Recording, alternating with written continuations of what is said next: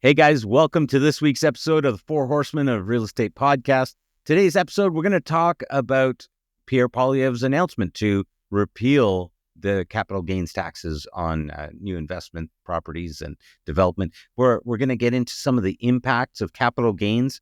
What are some of the things that you need to look for as we go into 2025 for your investment strategies? Budget of last year, Chrystia Freeland announced a capital gains tax hike.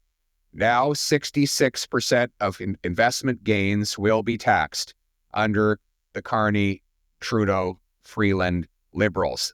Well, the good news is common sense conservatives are announcing today that under a Pierre Poilievre-led government, I will axe the Liberal jobs tax and reverse the capital gains hike that Chrystia Freeland announced last spring.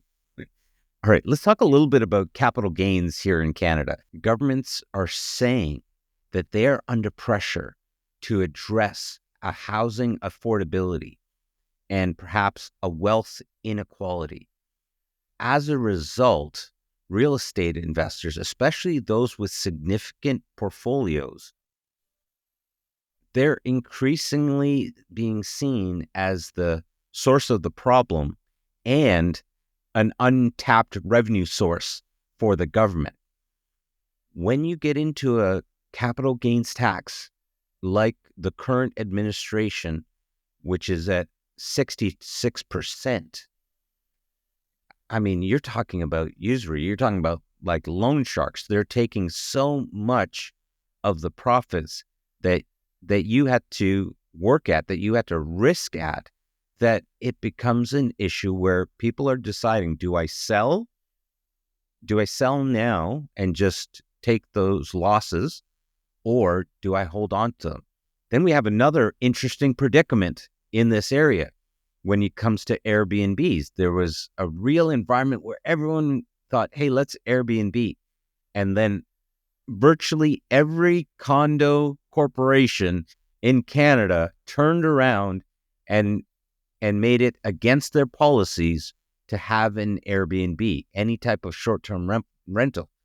And as a result, we are seeing a flood in the market of condos hitting the market because of all those people that thought, hey, I'll do some extra work, I'll make some extra income by creating an Airbnb in a condo, and now they're not allowed to do that anymore. That's created a real pressure for all of these investors.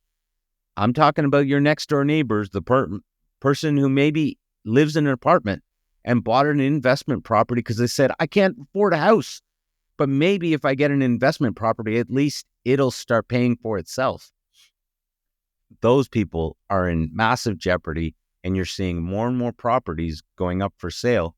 Okay, guys, so what's the impact of all of these? We've talked about more people are going to have to sell. We're talking about some people are just going to try to bite the bullet and hold on.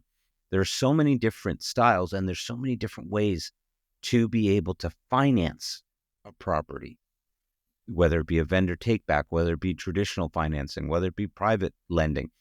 There's lots of different ways, and it's vital for us to change our strategies to allow us to keep moving forward in the current environment.